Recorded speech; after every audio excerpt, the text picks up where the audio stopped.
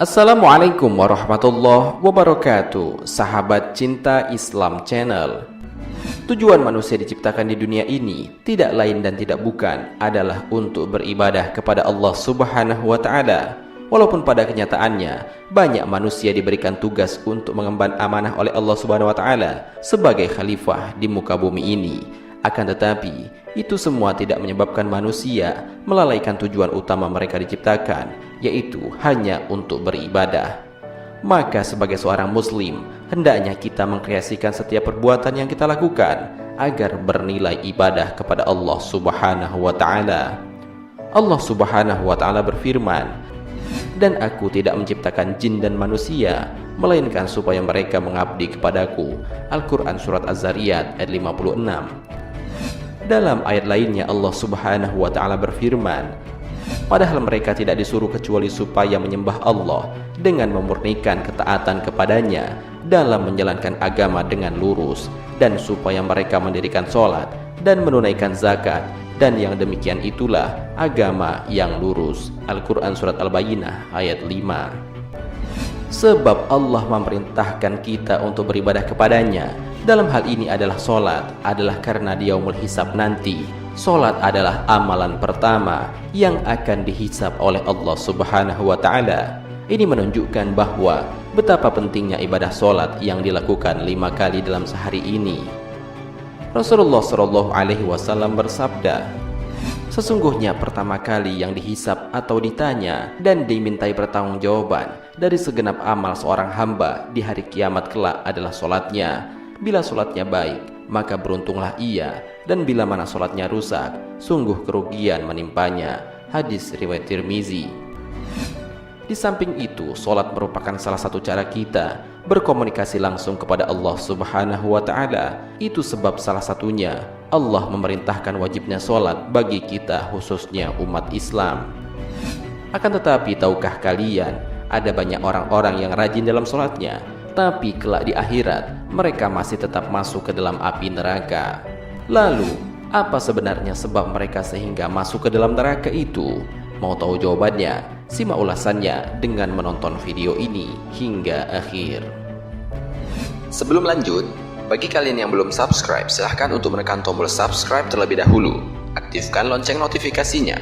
Bagikan video ini kepada teman-teman kalian agar semakin banyak orang yang mendapatkan manfaat dari channel ini. Sahabat cinta Islam Channel, Allah Subhanahu wa Ta'ala telah berfirman bahwa sesungguhnya sholat dapat mencegah kita dari perbuatan keji dan mungkar. Artinya bahwa jika seseorang sudah melaksanakan sholat tapi tetap masih melakukan perbuatan keji dan mungkar, berarti ada masalah dengan sholatnya, atau ada masalah dengan wudunya, atau jangan-jangan ada masalah dengan pakaian yang ia kenakan, sehingga menyebabkan sholatnya tidak berbekas ke dalam dirinya. Berikut ini merupakan beberapa golongan orang yang rajin sholat, tetapi kelak di hari kiamat mereka malah masuk ke dalam neraka. Pertama, sholat tapi percaya dukun. Orang yang sholat tetapi ia tetap percaya kepada dukun dan hal-hal yang semisal dengannya, maka ia akan masuk ke dalam neraka. Orang yang percaya kepada dukun berarti ia telah melakukan perbuatan syirik, atau dengan kata lain, ia telah menyekutukan Allah Subhanahu wa Ta'ala. Sedangkan Allah Subhanahu wa Ta'ala akan mengampuni segala dosa melainkan dosa syirik. Jika Allah tidak mengampuni dosanya, maka tentulah sudah pasti ia akan terjerumus ke dalam api neraka. Allah Subhanahu wa Ta'ala berfirman, "Sesungguhnya Allah tidak akan mengampuni dosa syirik, dan Dia mengampuni segala dosa yang selain dari syirik itu bagi siapa yang dikehendakinya. Barang siapa yang mempersekutukan Allah, maka sungguh ia telah berbuat dosa yang besar." Al-Quran Surat An-Nisa ayat 48. Dalam hadis riwayat Imam Muslim menjelaskan, orang yang percaya kepada dukun, maka sholatnya tidak akan diterima selama 40 hari. Rasulullah SAW bersabda, "Siapa yang mendatangi tukang ramal atau dukun dan bertanya kepadanya tentang sesuatu, maka tidak diterima sholatnya selama 40 malam. Hadis riwayat Muslim. Rasulullah SAW bersabda pula, siapa yang mendatangi dukun atau tukang ramal, lalu ia membenarkan apa yang dikatakannya, maka sesungguhnya ia telah kufur kepada apa yang diturunkan kepada Muhammad. Hadis riwayat Ahmad. Kedua, sholat tapi suka bergunjing. Selanjutnya, orang yang rajin menjalankan sholat akan tetapi ia tetap terjerumus ke dalam neraka adalah orang yang sholat akan tetapi ia selalu bergunjing kepada sahabat-sahabatnya atau mengumpat orang lain. Karena sesungguhnya perbuatan itu adalah sebuah kebatilan dan Allah Subhanahu wa Ta'ala melarang kita untuk melakukan perbuatan yang batil. Allah Subhanahu wa Ta'ala berfirman, apakah yang memasukkan kamu ke dalam sakor atau neraka? Mereka menjawab, kami dahulu tidak termasuk orang-orang yang mengerjakan sholat, dan kami tidak pula memberi makan orang miskin, dan adalah kami membicarakan yang batil bersama dengan orang-orang yang membicarakannya, dan adalah kami mendustakan hari pembalasan hingga datang kepada kami kematian. Maka tidak berguna lagi bagi mereka syafaat dari orang-orang yang memberikan syafaat. Al-Quran Surat Al-Mudaththir ayat 42-48. Allah Subhanahu wa Ta'ala mengumpamakan orang-orang yang menggunjing atau mengumpat orang lain kelak di neraka akan memakan daging bangkai saudaranya sendiri. Allah Subhanahu wa Ta'ala berfirman, hai orang-orang yang beriman, jauhilah kebanyakan prasangka atau kecurigaan, karena sebagian dari berprasangka itu dosa, dan janganlah mencari-cari keburukan orang, dan janganlah menggunjing satu sama lain.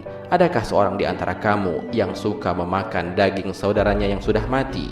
Maka tentulah kamu merasa jijik kepadanya, dan bertakwalah kepada Allah Subhanahu wa Ta'ala. Sesungguhnya Allah Maha Penerima Taubat lagi Maha Penyayang. Al-Quran Surat Al-Hujurat ayat 12.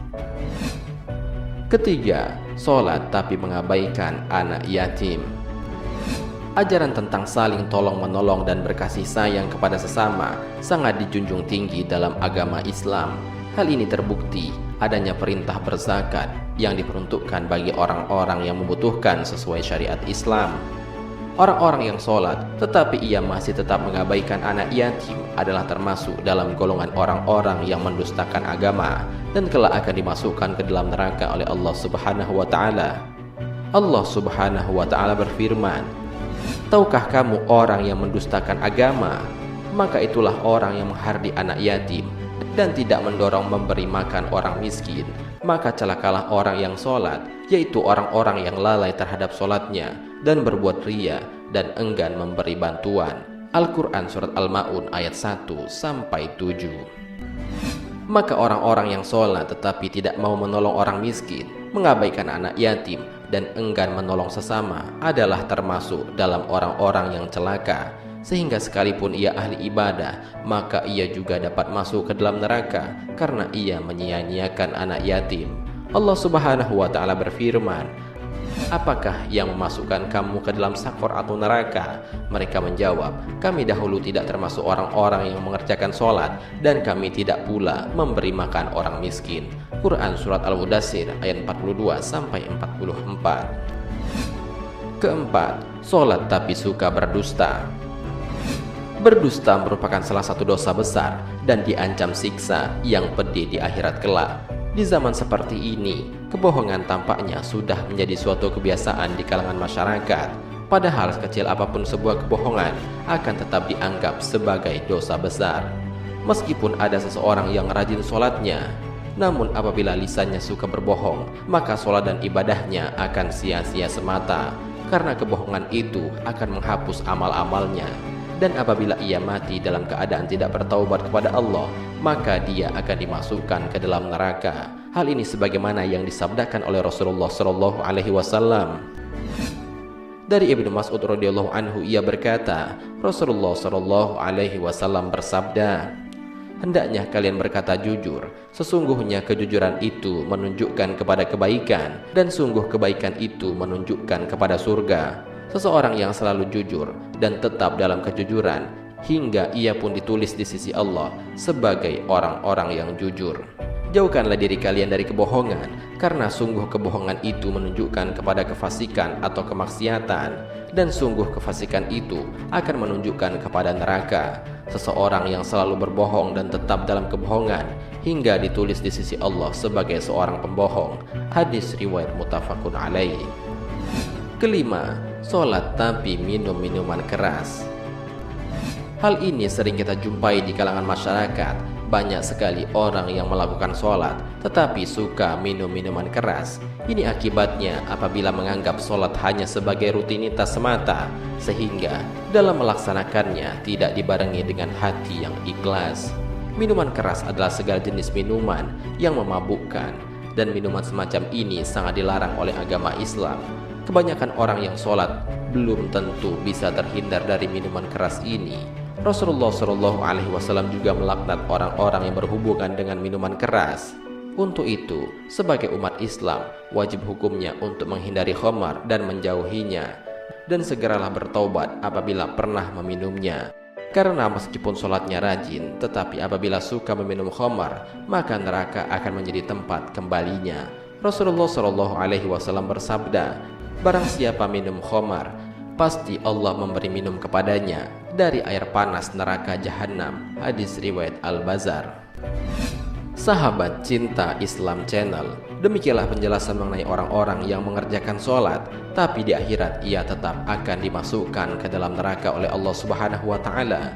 Semoga semua yang menonton video ini dapat mengambil pelajaran sehingga jangan sampai termasuk ke dalam orang-orang yang terjerumus ke dalam neraka karena melaksanakan hal-hal yang disebutkan di atas. Marilah kita berdoa kepada Allah Subhanahu wa Ta'ala. Semoga kita selalu diberikan jalan yang lurus oleh Allah untuk tetap istiqomah dalam iman dan Islam, sehingga kelak dapat diridhoi oleh Allah Subhanahu wa Ta'ala untuk masuk ke dalam surga dengan hisab yang ringan. Amin ya rabbal alamin. Wallahu a'lam bishawab. Jika terdapat kesalahan dalam penyampaian ini, admin mohon maaf dan itu merupakan kesalahan dari admin sendiri. Jika ada benarnya, itu adalah dari Allah Subhanahu wa Ta'ala. Semoga bermanfaat. Wassalamualaikum warahmatullahi wabarakatuh. Syukran ya Rabbi, syukran.